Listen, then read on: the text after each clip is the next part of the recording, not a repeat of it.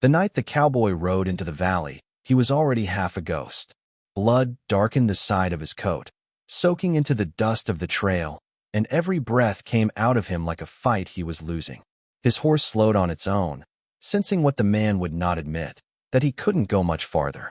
The moon hung low, pale and watchful, as if it too was waiting to see whether he would fall.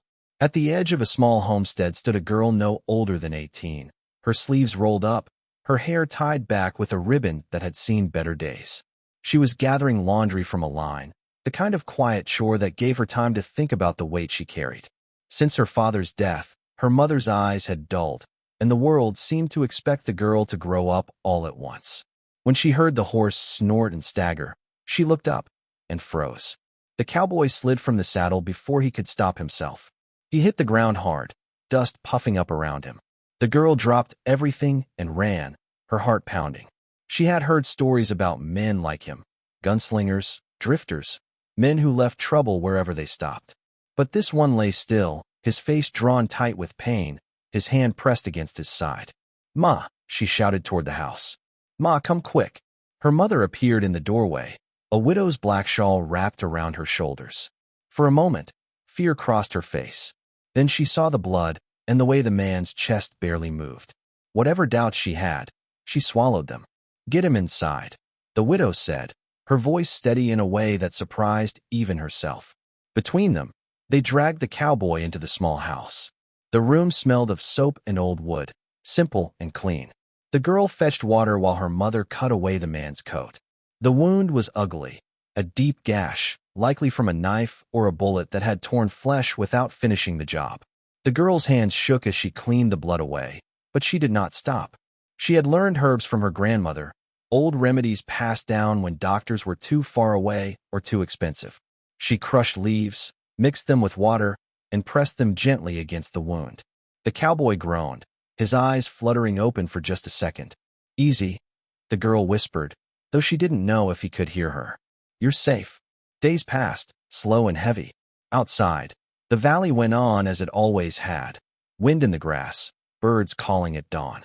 Inside, time bent around the man on the bed. Fever came and went. Sometimes he spoke in fragments, names the girl did not recognize, places that sounded rough and lonely. She sat with him through the nights, changing bandages, cooling his skin with damp cloths. Her mother watched silently.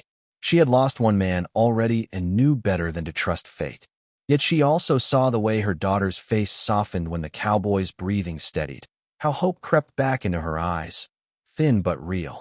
On the fifth morning, the cowboy woke fully. His eyes were sharp despite his weakness, scanning the room as if expecting danger. They settled on the girl, who was asleep in a chair beside the bed, her head resting on her folded arms. "You're awake," he said hoarsely. She startled, then smiled despite herself. "Yes, and you are too. That's a good sign." He tried to sit up and failed, wincing. "Where am I?" "Our home," she answered. "You collapsed outside.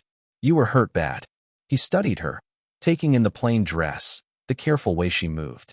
"You didn't have to help me," he said. "Men like me bring trouble." She shrugged lightly. "You were bleeding. That was reason enough." From that moment, something shifted. He began to talk more, telling them his name, Ethan, and little else. He was guarded, but gratitude shone through his rough edges. He insisted on helping once he could stand, chopping wood with one arm, fixing a loose hinge on the door. The widow remained wary. She thanked him politely but kept her distance. She had raised her daughter to be kind, not foolish. As Ethan healed, the bond between him and the girl deepened in quiet ways. They shared meals, talked in the evenings while the sun sank behind the hills. He listened when she spoke of her father, of how the world felt heavier without him. In turn, he spoke of drifting from place to place, of never staying long enough to belong. One afternoon, trouble arrived on horseback.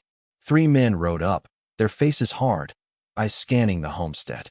The girl's heart dropped. She recognized the look. Men searching for something they intended to take.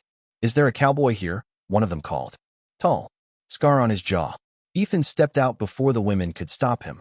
He stood straight, pain still lingering but pride stronger. "You found him," he said. The men grinned. Old grudges, unpaid debts, violence left unfinished. It all hung thick in the air. The widow's daughter felt fear claw at her chest, but she also felt something else, a fierce resolve.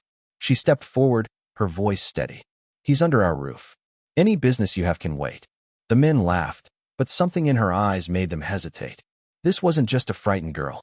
This was someone who had already lost too much. Ethan met her gaze, surprised, and deeply moved.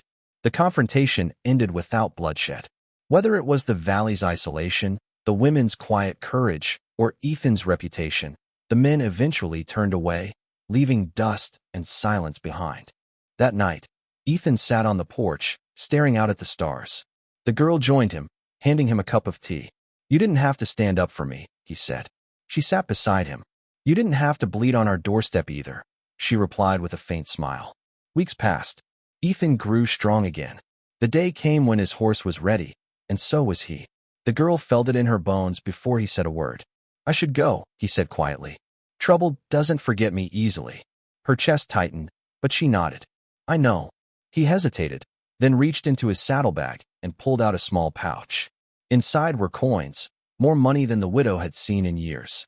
"For what you did," he said. The widow shook her head. "We didn't help you for payment." Ethan looked at the girl. "I know. This is just part of a debt I can never fully repay." He rode away at dawn, leaving behind a silence heavier than before. The girl watched until he disappeared into the hills, telling herself that this was how the world worked. People came, people left. Months later, a stranger arrived with a wagon and papers. Land deeds, supplies, livestock, all paid for. The widow stared in disbelief. "Who sent this?" The man smiled. "A cowboy who said he owed everything to a healer who never asked his name." Life changed. The homestead prospered. Laughter returned to the widow's eyes. The girl grew into her days with a quiet confidence. And then, one spring morning, Ethan returned. He looked different, cleaner, steadier. But his eyes were the same. He dismounted slowly, as if afraid the moment might break. "I told myself I wouldn't come back," he said. "But some debts aren't meant to be paid in gold." The girl stepped closer, her heart racing. "Then why did you?" "Because you healed more than my body," he said softly. "You reminded me I could be more than what I was." The widow watched from the doorway, understanding at last. Love, she knew, was a risk, but so was living without it. In the quiet valley, where kindness had once been given freely, it returned multiplied, not as charity, but as devotion. And the girl who healed a broken cowboy found her own heart mended in return.